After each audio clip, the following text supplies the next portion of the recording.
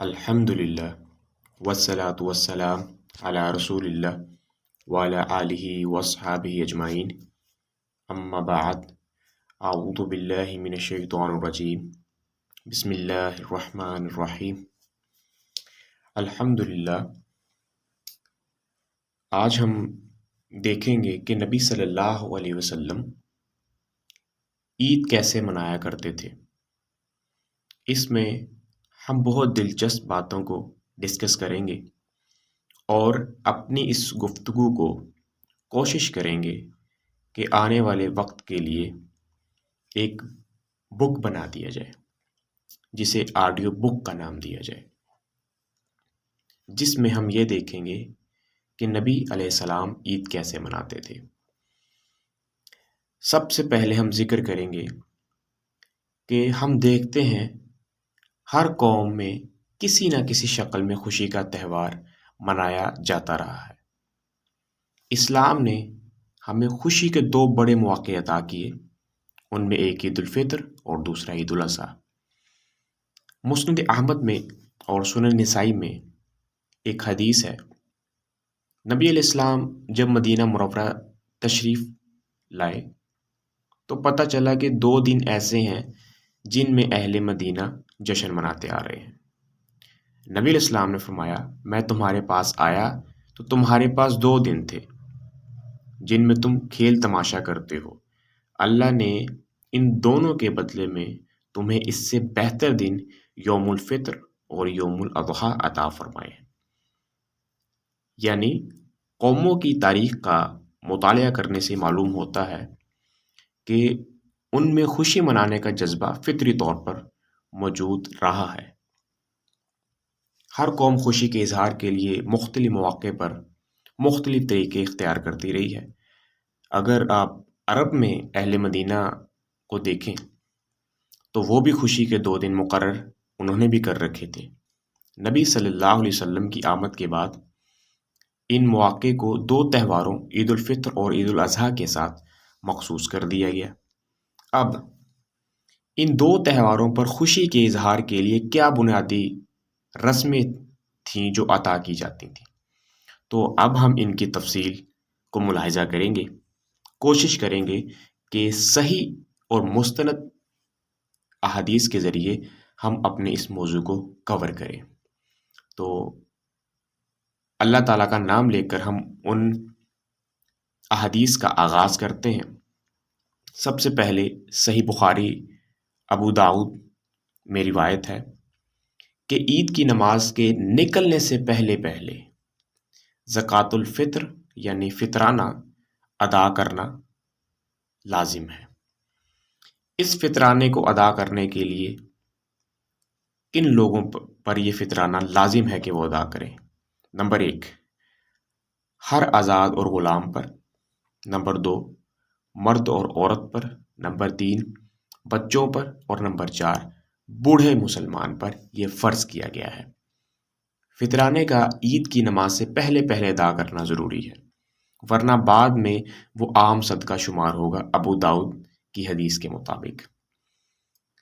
اس لیے نبی علیہ السلام نے عید کی نماز کے لیے نکلنے سے پہلے ہی ادا کر دینے کا حکم دیا۔ یہ بھی روایت ابو داؤد میں آپ کو مل جائے گی۔ تو چنانچہ اگر کچھ دن پہلے بھی ادا کر دیا جائے تو بھی بہتر ہے، ابو داؤد کی روایت کے مطابق۔ دوسرا پوائنٹ، فطرانہ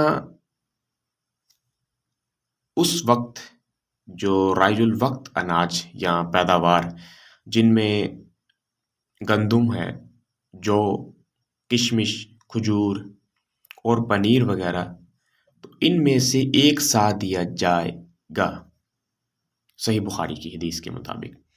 اب ایک سا کی مقدار جو ہے وہ 2750 گرام یا اراؤنڈ آف اگر آپ کریں تو 3 کلو۔ عبداللہ بن عباس رضی اللہ تعالیٰ عنہ نے زکوٰۃ الفطر کا مقصد یہ بیان کیا کہ رسول اللہ صلی اللہ علیہ وسلم نے زکوٰۃ الفطر اس لیے فرض کی ہے تاکہ روزے میں ہونے والے بیہودہ اعمال کی تلافی اور پاکیزگی حاصل ہو جائے اور مسکینوں کے کھانے کا رستہ نکل آئے۔ ابو داؤد حدیث نمبر 1609۔ نبی علیہ السلام عید الفطر کے روز عیدگاہ جانے سے پہلے ایک اور کام کیا کرتے تھے۔ صحیح بخاری میں آتا ہے کہ نبی علیہ السلام عید الفطر کے روز عیدگاہ تشریف لے جانے سے پہلے کچھ کھجور تناول فرما لیا کرتے تھے۔ نبی علیہ السلام صلاۃ العید کسی کھلے میدان میں بغیر اذان و اقامت کے ادا فرماتے اور اس میں اضافی تکبیرات کہتے، نماز کے بعد بغیر ممبر کے خطبہ ارشاد فرماتے تھے۔ تو یہ کچھ باتیں ہیں جو ہمیں پتہ چلتی ہیں کہ نبی علیہ السلام عید الفطر کے دن شروع سے لے کے آخر تک آپ کیا کرتے تھے۔ تو اللہ ہمیں توفیق دے کہ ہم ان تمام چیزوں کو مستند احادیث کے ذریعے سمجھنے کی کوشش کریں۔ اگلی بات، عیدگاہ جاتے ہوئے جس رستے سے جاتے نبی علیہ السلام تو واپسی پر رستہ بدل کر پلٹتے تھے اور ساتھ تکبیرات بھی پکارتے تھے۔ نبی علیہ السلام نے عید کی اجتماعیت کو بڑے سے بڑا کیا، یہاں تک کہ آپ نے خواتین کو بھی عیدگاہ میں لانے کی تاکید فرمائی۔ اور دیکھیں کہ اگر حائضہ خواتین کو بھی کہا گیا کہ وہ عید گاہ میں پہنچیں تاکہ مسلمانوں کی تکبیرات اور دعاؤں میں شامل ہو سکیں، تو نبی علیہ السلام نے عید گاہ جانے کی تاکید فرمائی کہ اگر کوئی خواتین حائضہ بھی ہے تو وہ بھی عید گاہ پہنچے، لیکن پھر اس کے لیے یہ اصول ہے کہ وہ نماز کو ادا نہیں کرے گی بلکہ عید گاہ میں صرف وہ اجتماعی دعا میں شریک ہوگی۔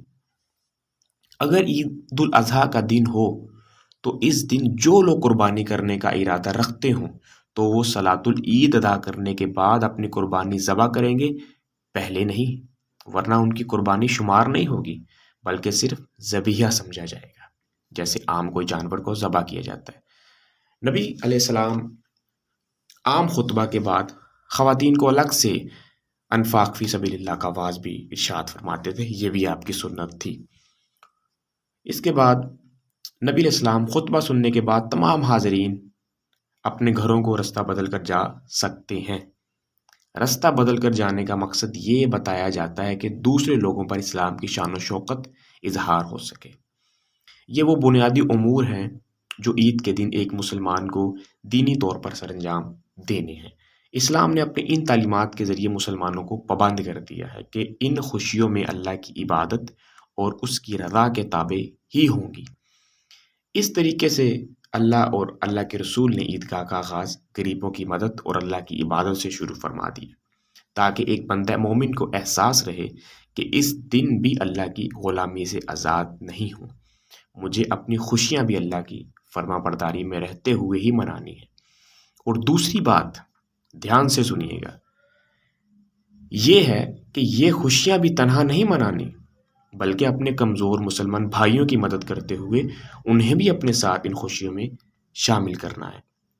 اسلام ہمیشہ اخلاقیات کا درس دیتا رہا ہے اور قرآن اور احادیث کے اندر انہی چیزوں کا پیغام اللہ تعالیٰ نے عام انسانوں تک بھی پہنچایا ہے کہ اپنے بھائیوں کی مدد کریں اور ہر خوشی میں غریب بھائیوں کو، مسکین لوگوں کو بھی شامل کریں۔ تو جو ہم نے احادیث بیان کی ان سے ہمیں معلوم ہوا کہ عید کے دن بطور عید اللہ کی بندگی کے طور پر بجا لائے جانے والے امور یہی ہیں۔ اسی سنت کا اللہ کے نبی صلی اللہ علیہ وسلم نے امت میں نفاذ فرمایا تھا۔ لیکن اب سوال یہ پیدا ہوتا ہے کہ درج بالا سنت کے علاوہ عید کے دن اگر خوشی کے اظہار کے لیے کوئی علاقائی یا ثقافتی طریقہ اختیار کیا جائے تو کیا وہ بدعت ہوگی یا اس کا ادا کرنے والا گناہ گار ہوگا؟ یہ ایک بہت اہم سوال ہے جو یہاں پر ڈسکس کرنا میرے لیے ضروری ہے۔ مثال سے سمجھتے ہیں اس چیز کو۔ مثلاً عید پر تحفے تحائف دینا، بچوں کو عیدی دینا، رشتہ داروں اور دوستوں کے گھروں میں ملنے جانا، عید کے فوراً بعد دفاتر وغیرہ میں عید ملن پارٹی کرنا وغیرہ، ان امور کے بارے میں کیا رائے رکھی جائے اور لوگوں کے جو عام ثقافتی جو رسم و رواج ہیں ان کو دین کی روشنی میں کس طرح سمجھا جائے؟ تو چلیں پھر سادہ الفاظ میں ہم ان باتوں کا آپ کو جواب دیتے ہیں۔ کہ خوشی کے اظہار کا بھی جو بھی طریقہ اختیار کیا جائے تو اس میں یہ دیکھنا ضروری ہے کہ اس میں کسی قسم کا اسراف، اخلاقیات کی پامالی، فحاشی، کسی کی حق تلفی اور ناحق زیادتی کا معاملہ نہیں ہونا چاہیے۔ جن امور کو اللہ اور اس کے رسول صلی اللہ علیہ وسلم نے عام حالات میں حرام یا منع فرمایا ہے وہ عید کے دن بھی منع ہی رہیں گی۔ بس شریعت کے مخالفت سے بچ کر خوشی کے اظہار کا جو بھی طریقہ اپنایا جائے گا وہ جائز ہی سمجھا جائے گا۔ نبی علیہ السلام نے عیدین کے دن جس سنت کے کم از کم طور لازمی ادا کرنے کی تلقین کی تھی، ان کے علاوہ اگر علاقائی ثقافت اور رواج کے مطابق خوشی کے اظہار کا کوئی طریقہ عربوں میں رائج تھا تو نبی علیہ السلام نے اسے منع نہیں فرمایا۔ تو اب ہم اس کی تفصیل پڑھتے ہیں احادیث کے ذریعے۔ صحیح بخاری میں ایک حدیث ہے، اسے لے لیجیے۔ عائشہ رضی اللہ تعالیٰ عنہ سے روایت ہے کہ انہوں نے فرمایا کہ ابو بکر رضی اللہ تعالیٰ عنہ آئے اور میرے پاس انصار کی 2 لڑکیاں جنگ بعث کے دن کا شعر گا رہی تھیں، اور ان لڑکیوں کا پیشہ گانے کا نہیں تھا۔ تو ابو بکر رضی اللہ تعالیٰ عنہ نے فرمایا یہ شیطانی باجا اور رسول اللہ کے گھر میں، اور وہ عید کا دن تھا۔ تو رسول اللہ نے فرمایا اے ابو بکر، ہر قوم کی عید ہوتی ہے اور آج ہم لوگوں کی عید ہے۔ تو یہ حدیث ثابت کر رہی ہے کہ عید کے دن دف یا باجا بجا کر گانے کی تاکید رسول اللہ نے نہیں فرمائی تھی، ورنہ ابو بکر ان انصاری بچیوں کو کبھی نہ ڈانٹتے۔ اور رہا ان انصاری بچیوں کا یہ دف بجا کر گانے کا فعل، تو ان کا یہ فعل مدینے کے رواج اور ثقافت کے مطابق تھا کہ وہ خوشی کے موقع پر گایا کرتے تھے، جس کو خلاف شرع نہ پا کر اللہ کے نبی نے انہیں منع نہیں فرمایا بلکہ ابو بکر صدیق کو منع فرمایا۔ اس بات کی مزید وضاحت ایک اور حدیث سے بھی ہوتی ہے، چلیں اسے بھی ہم یہاں پر شامل کرتے ہیں۔ صحیح بخاری میں ایک اور حدیث ہے، حضرت عائشہ رضی اللہ تعالیٰ عنہ سے روایت ہے کہ عید کے دن حبشی ڈھالوں اور برچھیوں سے کھیلتے تھے، تو میں نے رسول اللہ صلی اللہ علیہ وسلم سے درخواست کی۔ آپ علیہ السلام نے فرمایا کیا تو تماشا دیکھنا چاہتی ہے؟ تو میں نے کہا ہاں۔ تو آپ علیہ السلام نے مجھے اپنے پیچھے کھڑا کیا، میرا رخسار آپ کے دوش پر تھا۔ آپ نے فرمایا اے بنی ارفیدہ، تماشا دکھاؤ، یہاں تک کہ جب میں اکتا گئی تو آپ علیہ السلام نے فرمایا بس، سوال کے انداز میں۔ تو میں نے کہا جی ہاں۔ آپ صلی اللہ علیہ وسلم نے فرمایا تو چلی جاؤ۔ ایک اور روایت یہاں پر بیان کرنا ضروری ہے، یہ بھی صحیح بخاری کی ہی روایت ہے۔ نبی علیہ السلام فرماتے ہیں کہ جب حبشی نبی علیہ السلام کے سامنے اپنے جنگی ہتھیاروں سے کھیل رہے تھے تو عمر رضی اللہ تعالیٰ عنہ نے آ کر کینکروں سے ان کو مارا، جس پر نبی علیہ السلام نے فرمایا عمر انہیں رہنے دو۔ اور علی نے اتنی روایت زیادہ کی ہے کہ وہ مسجد میں کھیل رہے تھے۔ ان احادیث سے معلوم ہوا کہ یہ حبشی مسلمان مسجد میں جو کھیل کود کے ذریعے خوشی کا اظہار کر رہے تھے، اس کی تعلیم نبی علیہ السلام نے سب مسلمانوں کو نہیں دی تھی، ورنہ عمر رضی اللہ تعالیٰ عنہ انہیں نہ ڈانٹتے، بلکہ نبی صلی اللہ علیہ وسلم نے عمر رضی اللہ تعالیٰ عنہ کو منع فرمایا کہ انہیں کھیلنے دو، چونکہ ان کا یہ عمل دین کے کسی حکم کے خلاف نہ تھا۔ اس لیے نبی علیہ السلام نے خود بھی انجوائے کیا اور اپنی اہلیہ عائشہ رضی اللہ تعالیٰ عنہ کو بھی دکھایا۔ اب بعض لوگ عید پر گلے ملنے اور عید مبارک کہنے کو بدعت قرار دیتے ہیں۔ اس کی حقیقت یوں سمجھ لیجئے کہ ہمارے ہاں یعنی سب کانٹیننٹ میں شادیوں پر دیر سے ملنے پر اور دور سے آنے والے کو زیادہ پیار و قربت کا احساس دلانے کے لیے اور خوشی کے اظہار کے لیے گلے ملنا اور مصافحہ کرنا عام بات ہے۔ یہ کوئی نئی چیز نہیں ہے۔ مصافحہ کرنا یعنی گلے ملنا اور مصافحہ کرنا نبی علیہ السلام سے بھی ثابت ہے، اور بدعت وہ کام ہوتا ہے جس کی مثل یا بنیاد دین میں پہلے سے موجود نہ ہو، مگر اس نئے کام کو دین قرار دے کر اس پر عمل کیا جائے اور نہ کرنے والے کو گناہگار سمجھا جائے۔ اکثر علاقوں میں لوگ عید پر بھی محبت اور قربت کے اظہار کے طور پر آپس میں گلے ملتے ہیں اور مصافحہ کرتے ہیں، کیونکہ دیہاتوں اور شہروں میں لوگ دور دراز سے چھٹیاں گزارنے اپنے اپنے علاقے اور دیس میں واپس آئے ہوئے ہوتے ہیں، اور عموماً ان کی ملاقات عیدگاہ میں ہو جاتی اور وہی ملنے ملانے کا سلسلہ بھی شروع ہو جاتا ہے۔